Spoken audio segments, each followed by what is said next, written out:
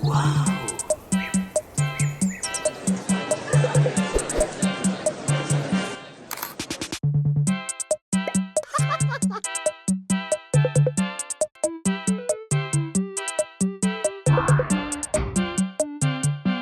vais vous raconter une toute autre histoire maintenant, c'est ce qu'on appelle la révision postmoderne, qui a eu lieu dans les années 70, 80, même jusqu'aux années 95. C'était un discours qui a attaqué ce discours moderniste. Le discours moderniste repose sur des idées d'originalité, d'authenticité, et vous allez voir dans quelle mesure il était original et authentique. Gauguin est donc né en 1848. À 17 ans, il s'engage dans la marine, il vogue par les mers pendant 6 ou 7 ans. C'est un de nos rares artistes qui va combattre pendant la guerre franco-prussienne sur des navires. Il rentre en 71, sa mère est morte, la maison familiale de Saint-Cloud est détruite, mais un voisin et ami de sa mère est en charge de sa sœur et de lui-même. Il s'appelle Arosa. Arosa m'importe pour 2 raisons. La première chose, c'est que le gendre d'Arosa était agent de change. Il avait une maison de change, et donc il va placer Paul Gauguin, notre peintre, comme agent de change, comme courtier, et de 71 à 82, il va travailler comme agent de change. Il aura un réel succès financier, ce qui lui permettra d'une part d'épouser une nurse danoise qui s'appelle Mette Sophie Gad, les fameuses lettres à Mette, donc danoise, avec qui il aura 5 enfants, qui aime son confort bourgeois et qui supportera très très mal la vie artistique de son mari, ne serait-ce que parce qu'il ne peut plus assumer le train de vie de son épouse et encore moins la charge de 5 enfants, puisque en 1881-82, il y a une grande crise financière en France qui est liée à la chute de l'Union générale, et avec la chute de l'Union générale, la fin pour Schuffnecker comme pour lui d'une carrière financière. Il se reconvertira à plein temps dans la peinture. Mais en fait, il a déjà été peintre amateur dès 1873. Il se trouve, et c'est mon deuxième point, que Arosa non seulement était le beau-père de Bertin, mais Arosa était un grand amateur d'art. Il avait une collection de Delacroix, de Corot, de Jonquin, de Pissarro, entre autres. Ce qui fait que très tôt, Gauguin va découvrir ces collections et va se mettre à peindre en peintre du dimanche aux côtés de la fille d'Arosa. Il va être présenté aux impressionnistes, il découvre les impressionnistes à la première des impressionnistes en 1874 et se rapproche en particulier de Pissarro. Pissarro avait pris sous son aile Cézanne et cette fois Pissarro va prendre en charge Gauguin. Et vous voyez que Gauguin donc va peindre et présenter à partir de 1879 ses tableaux aux impressionnistes. C'est-à-dire que dans ces années-là, il peint en peintre du dimanche, mais également il a suffisamment de moyens pour acheter et se créer sa propre collection d'impressionnistes. Ce qui explique pourquoi il y a de tels tableaux et de Gauguin et des impressionnistes à Copenhague aujourd'hui, parce que sa femme un jour est partie avec la collection et c'est à peine si elle ne payait pas avec ses tableaux les notes de boulangerie et de boucherie. Donc ces tableaux se trouvent aujourd'hui une grande partie à Copenhague. Et donc, grâce à ses relations avec les impressionnistes, il apprend auprès d'eux et surtout, il va exposer avec eux à partir de 1879. Donc, lorsque vous voyez ce paysage de neige à Vaugirard et que vous le compare à Pontoise la même année de Pissarro, il y a effectivement un homme qui copie le maître Pissarro. Jusque-là, il n'y a rien de choquant parce qu'il faut toujours copier pour apprendre. Les élèves de l'Académie des Beaux-Arts copient les maîtres. Manet copie Titien, il apprend de Delacroix, il copie Delacroix, etc., etc. Degas se rend pendant presque 3 ans en Italie pour apprendre des maîtres italiens. Eh bien, Gauguin, lui, fait un raccourci, il apprend directement des impressionnistes. Jusque-là, ça va. Je continue. Il va se mettre à l'école de Degas. La relation de Degas à Gauguin est bien particulière. Degas, toute sa vie, achètera des Gauguins, même quand les autres, les Renoir, les Monet n'apprécieront plus, Degas continue à acheter. Et si vous regardez cette composition, je reviens sur la femme avec chrysanthème qu'on avait regardé quand on avait fait le japonisme, vous avez un tableau qui n'est ni portrait, puisque le portrait est coupé, ni nature morte. C'est un peu de l'un, un peu de l'autre. C'est cet esprit de composition que vous retrouvez avec Intérieur d'artiste rue Carcel.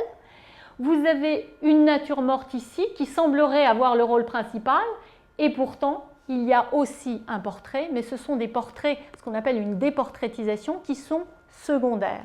Donc il reprend les constructions et les schémas de composition d'un Degas. D'ailleurs, vous retrouvez dans une des salles de danse peintes par Degas une chaise vide également comme ici. En 1880, avec cette étude de nu qui est présentée aux impressionnistes, non seulement il est apprécié par Degas, mais en plus, cette fois, c'est le critique Huysmans qui lui promet un bel avenir. Ce qui fait qu'à la chute de l'Union générale et la perte des profits des courtiers, lorsqu'à la fin 1882, il quitte son travail de courtier, il a en tête qu'il va, lui, Gauguin, pouvoir devenir un peintre suffisamment coté, puisque Huysmans l'a reconnu, pour pouvoir en vivre. Il va également se mettre à l'école de Cézanne.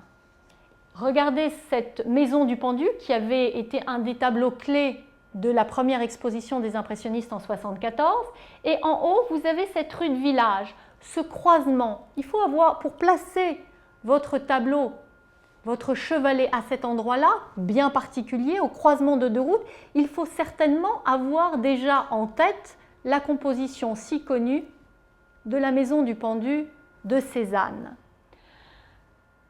En 1884, Gauguin a vu ses réserves financières fondre. Donc plutôt que continuer à vivre à Paris, il part en province, à Rouen, avec femme et enfants pour peindre à moindre coût. Il est installé là-bas à côté de Pissarro. Et Pissarro a dû être un peu vexé. Il commence à être un petit peu chatouillé par M. Gauguin. D'abord parce que Gauguin, quand il est à côté de Pissarro, continue à copier la méthode de Cézanne. Ici, regardez ces touches vertes. Elles sont mises bien à plat, les unes à côté des autres. Vous voyez les traces du pinceau. Je vous ai fait un gros plan sur le pont de Mincy de Cézanne. Vous voyez les mêmes traces de pinceau, les unes à côté des autres, qu'on appellera les passages de Cézanne. Eh bien, c'est cette technique de passage qu'il est en train de tenter de récupérer.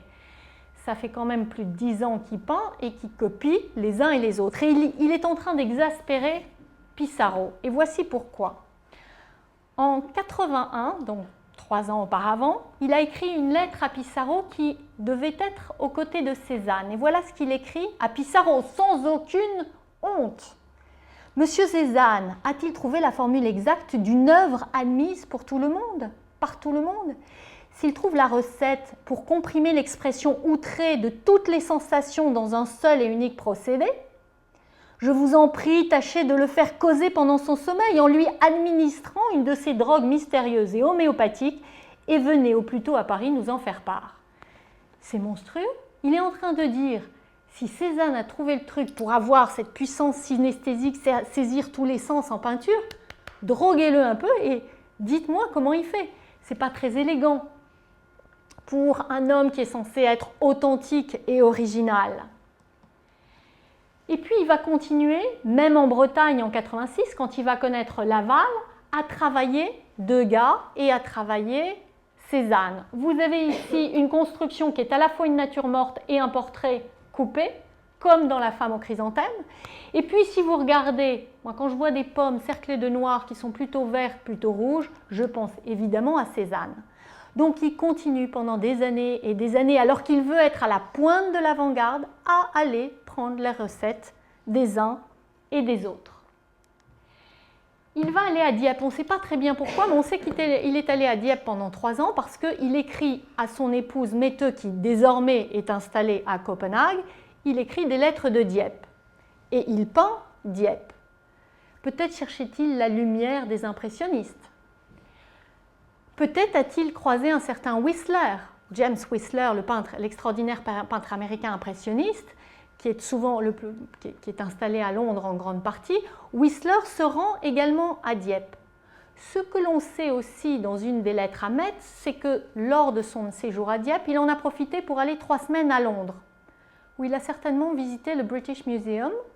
Et 3 semaines à Londres, alors il nous dit que c'est pour rejoindre des révolutionnaires espagnols, on n'en sait pas plus que ça.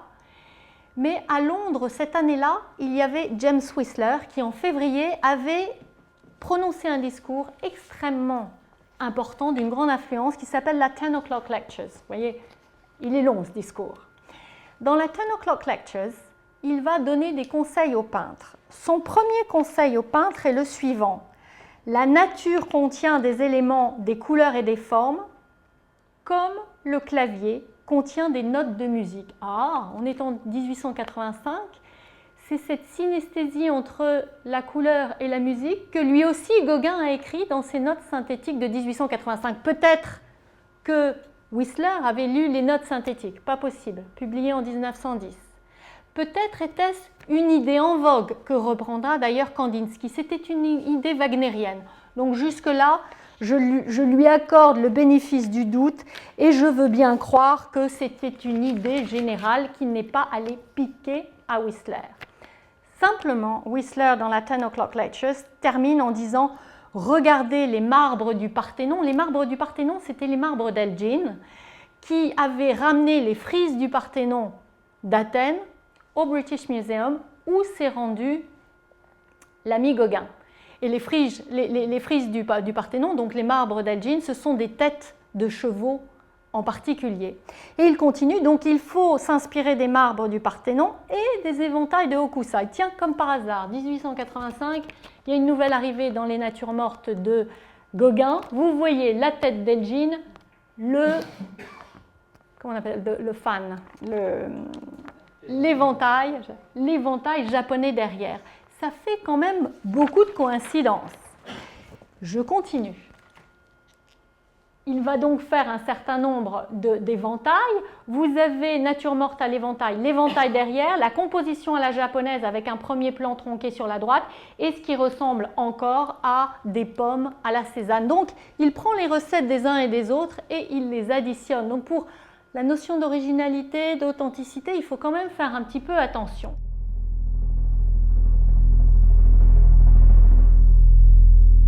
Comme les autres, on l'a fait quand on a fait le japonisme, et il va absorber les leçons du japonisme. Ici, vous avez un aplat chromatique jaune et rouge qui sont souvent les fonds chromatiques des céramiques japonaises qui sont admirés de tous, des collectionneurs comme Louis Gonze, mais probablement par Gauguin en particulier, puisque Gauguin lui-même se consacre à la céramique. En voici la preuve, cet autoportrait que je vous présente à droite ici, vase en forme d'autoportrait, vase qui lui-même est dérivé de l'art moche, de l'art péruvien. Lui qui se dit indien péruvien a le droit de présenter son autoportrait en indien, ici, dans une composition à la japonaise avec l'estampes, les aplats chromatiques japonais, et lui en indien. Donc vous voyez l'effet de puzzle qu'il est en train de faire. Je vais vous faire défiler, pour le plaisir des yeux, un certain nombre d'images pour vous rappeler le japonisme de Gauguin, comme celui de Van Gogh, comme celui de Lautrec, comme celui de Degas qu'on a eu l'occasion de voir la dernière fois. Cette composition par l'incision d'un cercle est reprise à celle de Hiroshige. Lorsque vous regardez Nature morte avec 3 chiots, vous avez un premier plan qui certes est influencé par Cézanne, mais qui est un premier plan coupé en gros plan. Derrière, vous avez une table relevée, c'est cette fameuse contre-plongée qu'on a appris auprès des Japonais. Ensuite, vous avez la répétition 3 fois d'un vert bleu avec un tout petit détail qui change, c'est cette prune. Enfin, je suppose que c'est une petite prune qui bouge. C'est ce qu'on appelle un motif répété mais légèrement modifié qui donne une certaine rythmique. C'est la logique de l'arabesque qu'on apprend auprès des Japonais. Et puis au fond, vous avez ces petits chiots qui sont certainement dérivés des mangas de Hokusai sur la droite. Les positions de ces femmes. La tahitienne de 1893 est certainement là aussi reprise des mangas soit de Hokusai, soit de ce Kuniyoshi dont je vous ai donné un détail. La position de cette femme sur le lit, le bras tendu, la tunique couvrant le bas du corps est certainement influencée par Hokusai également.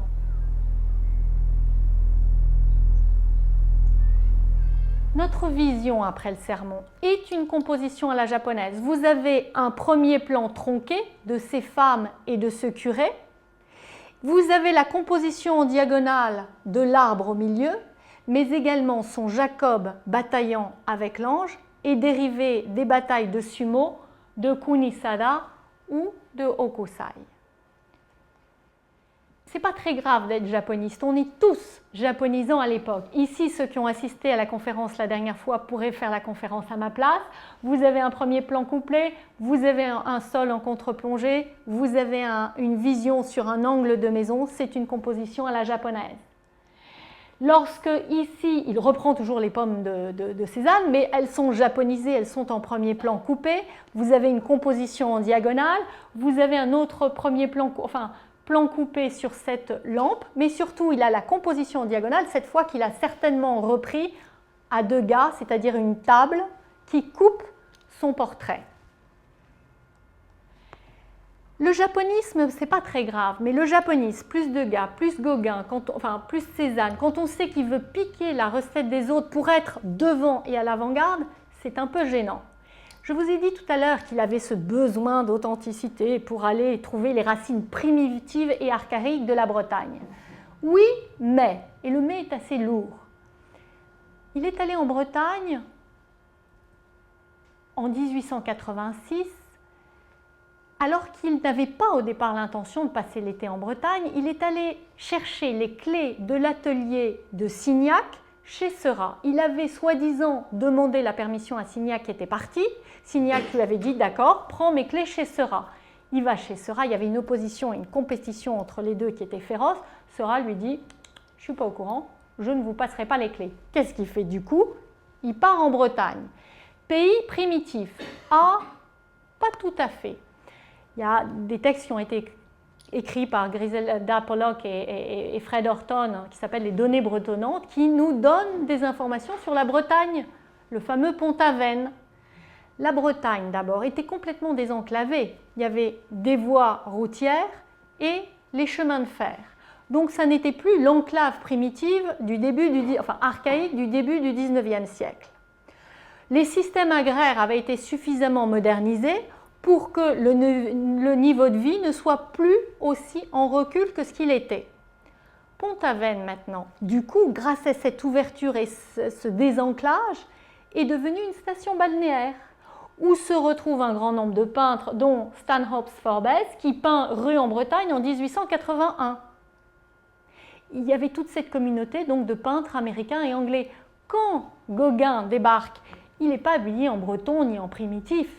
Il est habillé en biscayen. Il est en bourgeois du week-end en bord de mer. Et regardez ces costumes. Ça vous rappelle ceux de Gauguin? Je ne crois pas.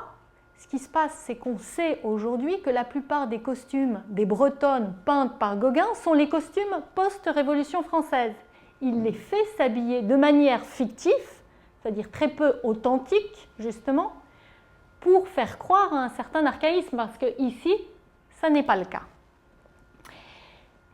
Lorsque Dagnan Bouvray fait ses peintures académiques qui ont un grand succès au salon, il peint les fameux pardons qui étaient peut-être un petit peu archaïsants, cette foi chrétienne qu'on attache aux Bretons, mais c'était aussi un folklore pour les touristes. On remettait les anciennes coiffes et on refaisait ces scènes de pardon parce que les touristes affluaient et aimaient ça.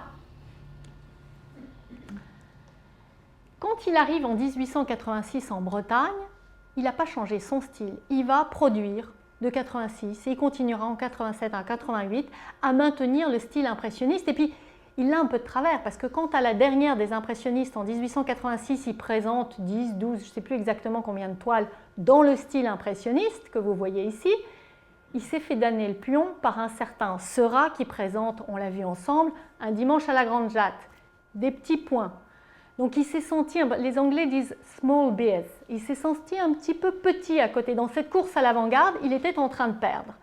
En Bretagne donc, il continue à maintenir le style impressionniste. Et je dirais ici qu'il y a un peu de Japon avec ce premier plan couplet.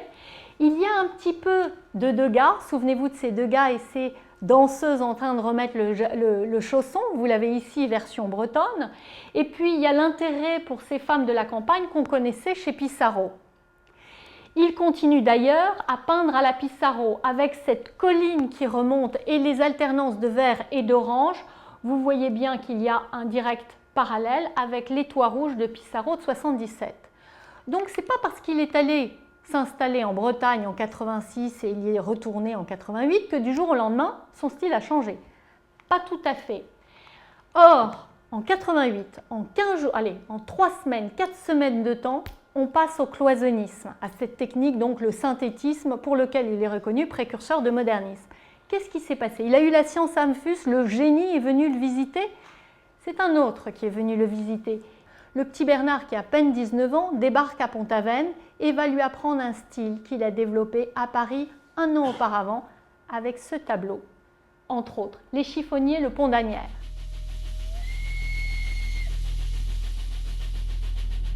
C'est donc un style parisien qui n'est pas propre à Gauguin.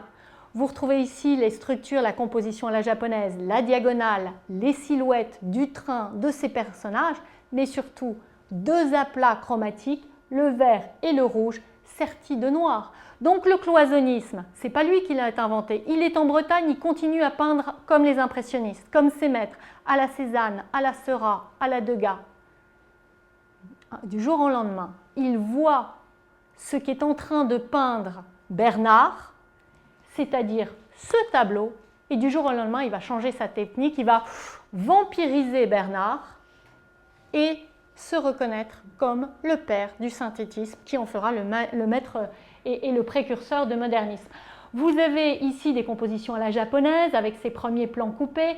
Vous avez ici un clin d'œil à Seurat. Je vous l'ai montré ici. Ces femmes en position de scribe renvoient à ce détail que je vous ai donné du dimanche à la Grande Jatte. Mais surtout, vous voyez cet aplat chromatique vert. C'est pas très d'accord, c'est vert, une prairie est verte, mais ce vert citron est aussi décalé d'une prairie que le rouge de la vision après le serment. Et puis surtout, vous avez ces aplats chromatiques sertis. Il y a un livre entier d'une formidable historienne d'art anglaise qui s'appelle Belinda Thompson, qui consacre un livre entier à savoir, à découvrir et à rechercher qui a été le premier dans ces tableaux. Est-ce que ça a été le pardon peint, enfin, est-ce que ça a été la vision après le sermon? Est-ce que ça a été ce tableau? Et elle conclut que certainement c'est ce tableau qui a été peint avant la vision après le sermon. Et derrière Bernard sera absolument furieux parce que celui qu'on va reconnaître comme le chef de file du synthétisme et par là même des symbolistes, c'est Gauguin, c'est pas le petit Bernard. Donc Gauguin s'approprie cette technique qui n'a pas été inventée par lui. Alors il a l'intelligence de la pousser un petit peu plus loin parce que Bernard, il représente une scène de pardon qui existe avec des Bretonnes dans un pré.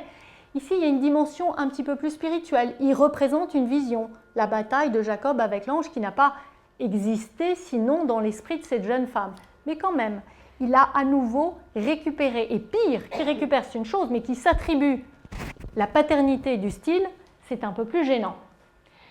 En 1889, ils seront au pavillon japonais où il va découvrir les frises, pavillon javanais où il va découvrir les frises du temple d'Angkor et ces danseuses à demi-nues qui vont lui donner des idées.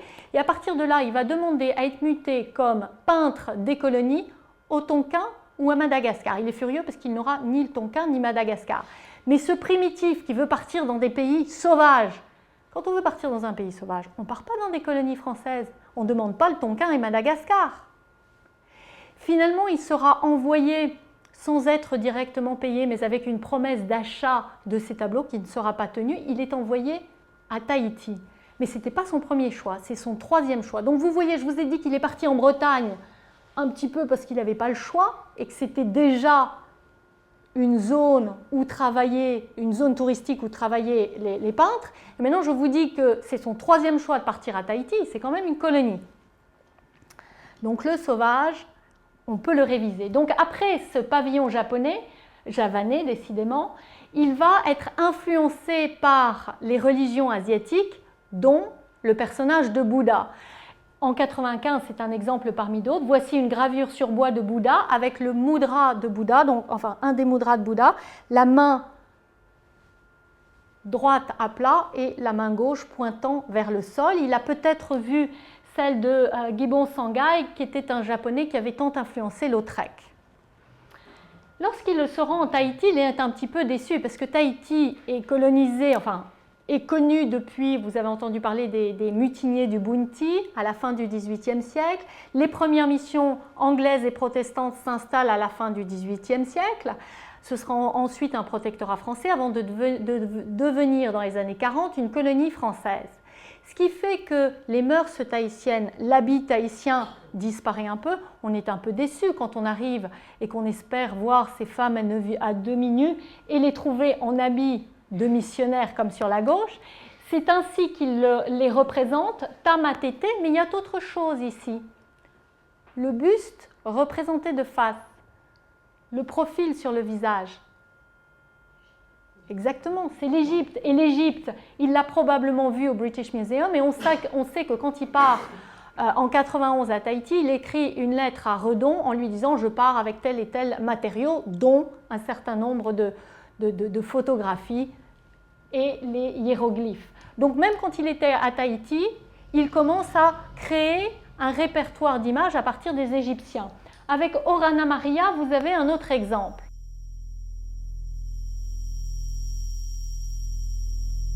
Le gouvernement ne lui avait pas payé son billet pour Papeete, donc il choisit ce qu'il y a de moins cher, c'est-à-dire un stop à Nouméa. Il a eu de la chance, il n'y avait qu'une semaine sur place. Du coup, il a pu découvrir chez ce qu'il appelle les Kanaks, probablement le port calédonien de l'enfant sur l'épaule. Donc il est possible ici qu'il se soit influencé du port de l'enfant sur l'épaule de Nouméa, et c'est cette manière qu'il représente Marie qui est ici sur la droite. Orana Maria, donc, ça signifie « je vous salue Marie ». Puis vous avez ces deux personnages sur la gauche qui sont ici, qui sont en prière.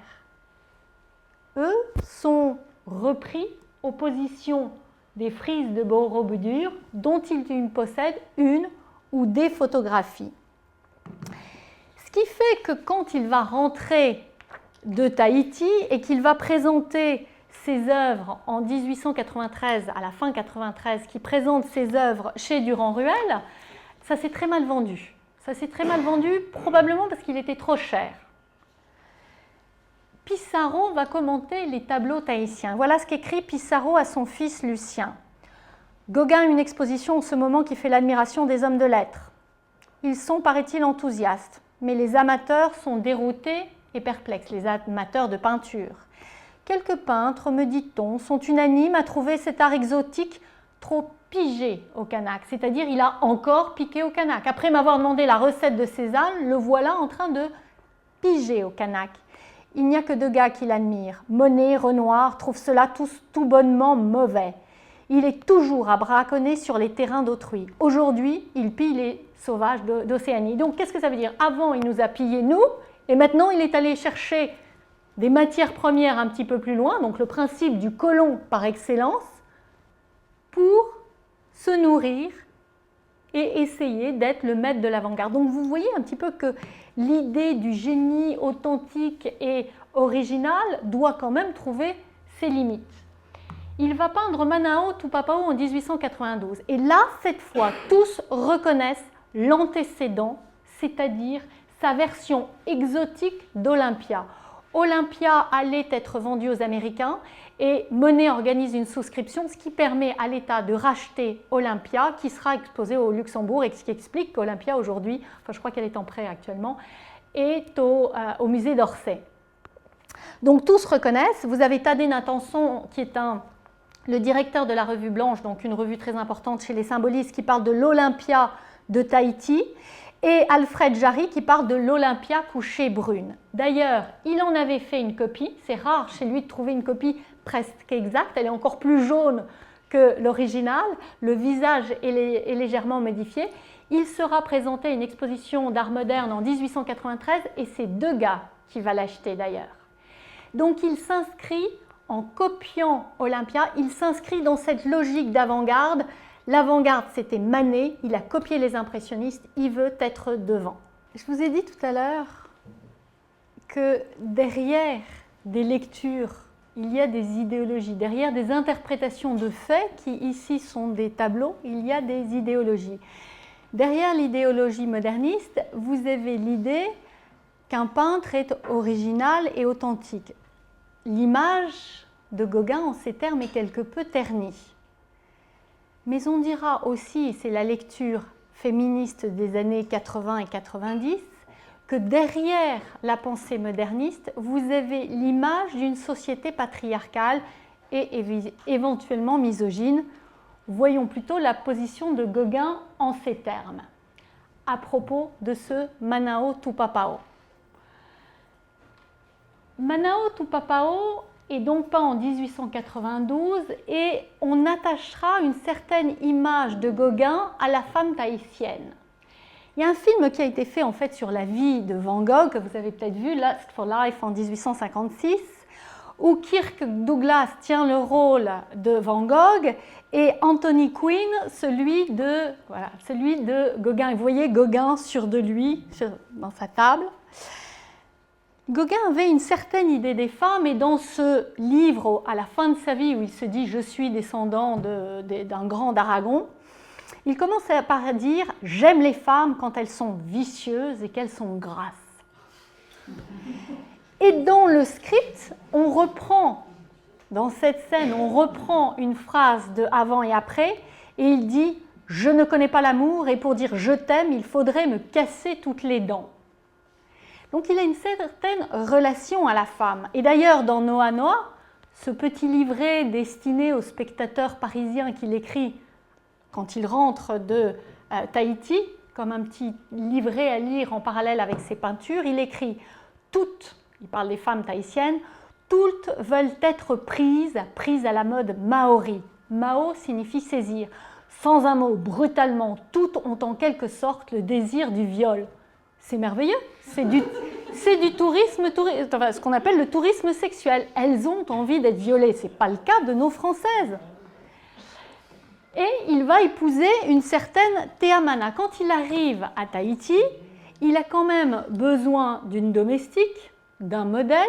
D'ailleurs, il va expliquer à sa voisine et à Teamana que la femme, il a une photo d'Olympia quand il part, de l'Olympia de Manet, il explique que c'est son épouse française, enfin danoise, enfin son épouse européenne.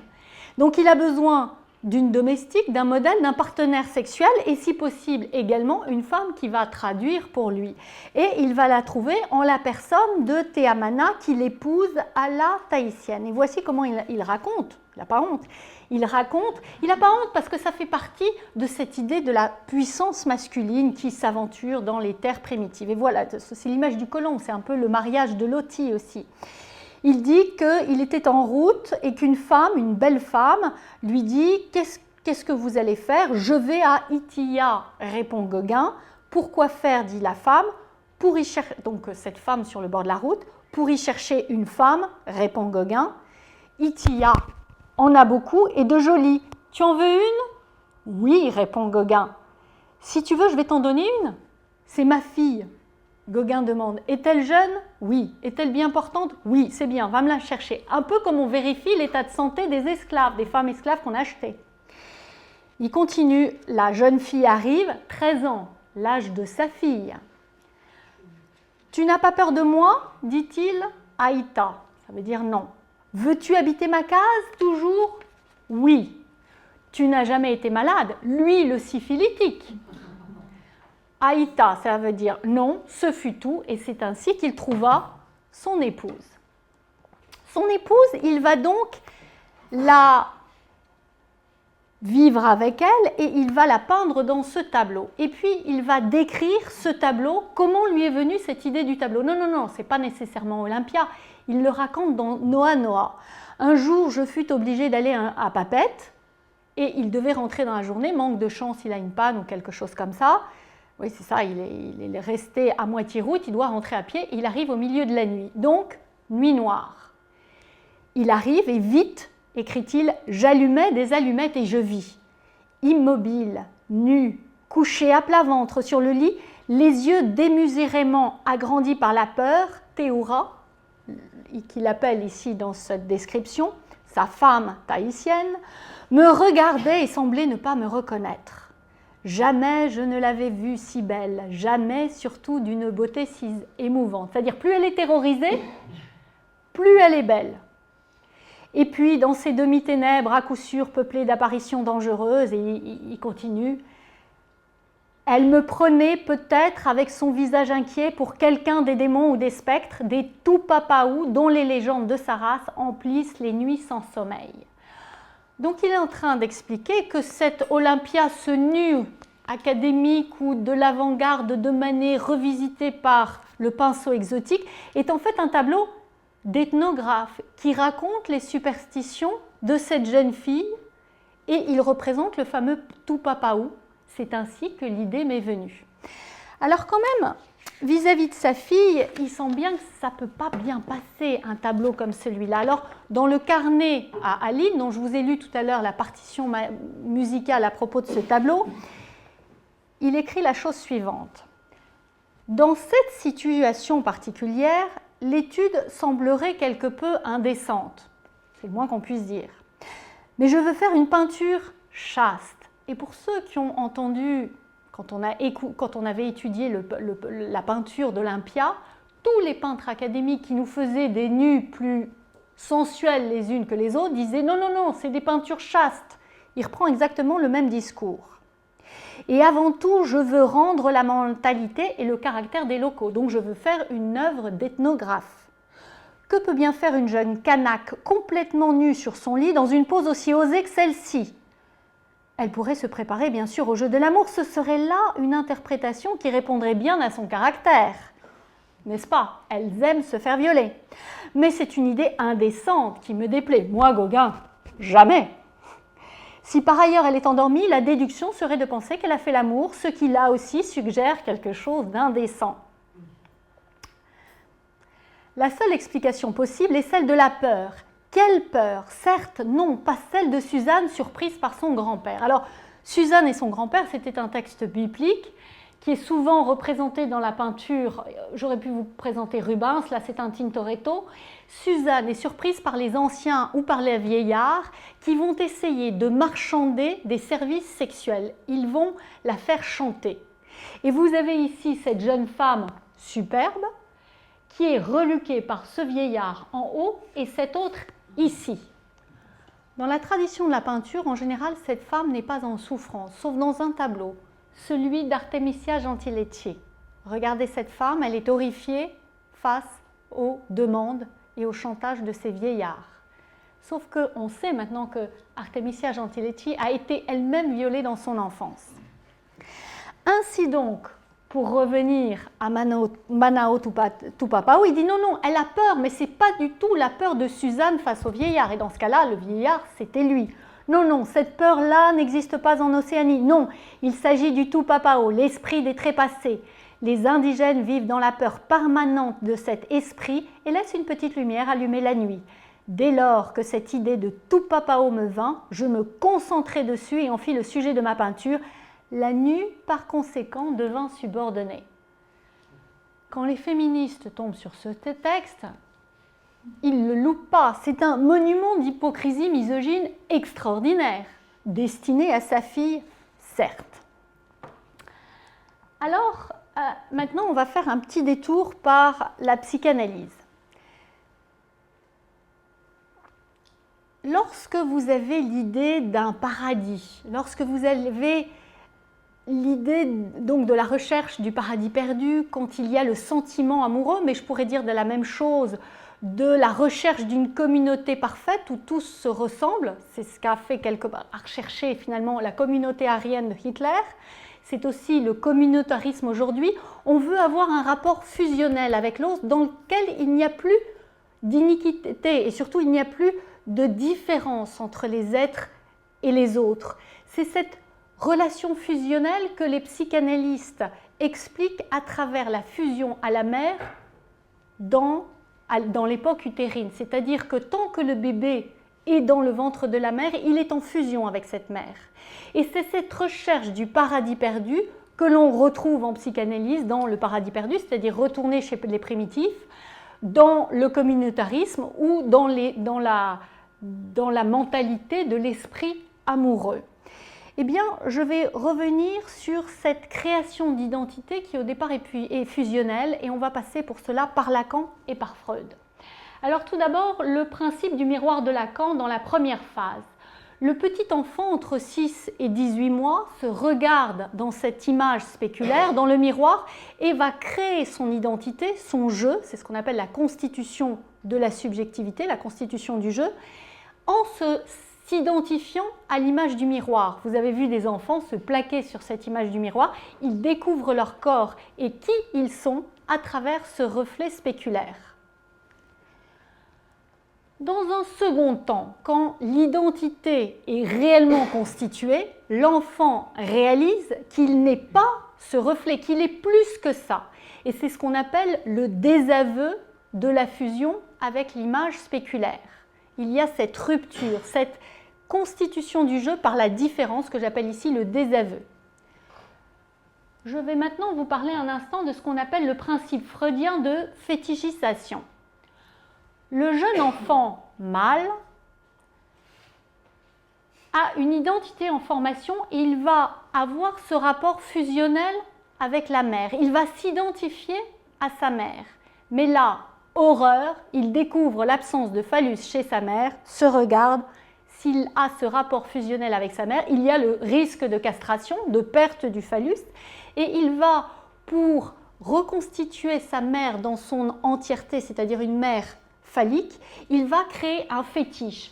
La peur de la castration, donc pour exorciser cette peur de la castration, eh bien, il va créer ce qu'on appelle un fétiche sexuel, qui est un substitut au phallus manquant. Et on peut éventuellement simplement fétichiser des chaussures, un objet, mais également le corps féminin. Je vais mélanger maintenant ces deux théories. Qu'est-ce que ça donne? Imaginez un homme du 19e siècle, debout, habillé, chapeau et canne, le bourgeois élégant du 19e siècle.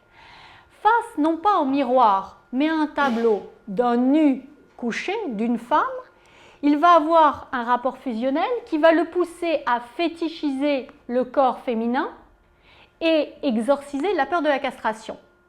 Pour reprendre le principe de désaveu de ce rapport d'identification au départ, il va se définir comme l'opposé de cette image. C'est-à-dire qu'il va se définir comme un homme debout et habillé face à cette femme nue couchée. Il y a un texte qui me revient en tête, qui est un texte ça s'appelle La jeune née, qui est de la psychanalyste Hélène Cixous, qui dit de toute façon, dans les contes de fées, la femme est toujours couchée, il lui faut toujours un prince charmant pour la lever et pour aller la recoucher d'ailleurs. Ils se marièrent et furent heureux et eurent beaucoup d'enfants. Donc il y a cette idée de la femme couchée qui restera, quoi qu'il arrive, couchée. Et anabolique. Anabolique, elle est couchée et fatiguée quand l'homme est catabolique, absolument. Deuxième chose, si ce corps nu, maintenant, est noir, il va avoir peur d'être contaminé, donc il va fétichiser la négritude pour exorciser la peur de la peau noire. Et il va créer son identité par le désaveu de cette image. Il devient donc un homme debout, habillé et blanc. Troisième chose, si maintenant je vous dis que ce corps de femme nue, couché et noir est superstitieux, il va avoir peur d'être contaminé par cette superstition. Donc il va créer un fétiche de superstition qui permet d'exorciser la peur de l'inculture. Il va définir son idée par le désaveu de cette image. Il devient un homme debout, habillé, blanc et rationnel. Si j'applique ceci à mon tableau, imaginez que cette image spéculaire, c'est mon chef-d'œuvre moderniste. Vous avez une femme nue, une femme noire et une femme superstitieuse, qui permet aux spectateurs du 19e siècle de s'affirmer comme phallo, euro, logocentrique. C'est-à-dire que le spectateur moderniste est un mâle, rationnel et intelligent, européen et blanc. On a ici un summum de structures colonialistes et patriarcales qui se cacheraient derrière le discours moderniste qui nous parlait de platitude, de capacité des couleurs à parler par eux-mêmes, mais derrière, on peut peut-être penser qu'il s'agit d'une peinture destinée à un public euro-phallo-logocentré. Et on pourrait dire, donc pour Manao Tupapao, et on pourrait dire exactement la même chose des demoiselles d'Avignon qui, elles, sont influencées entre autres par le masque primitif des masques ibériens et des masques africains.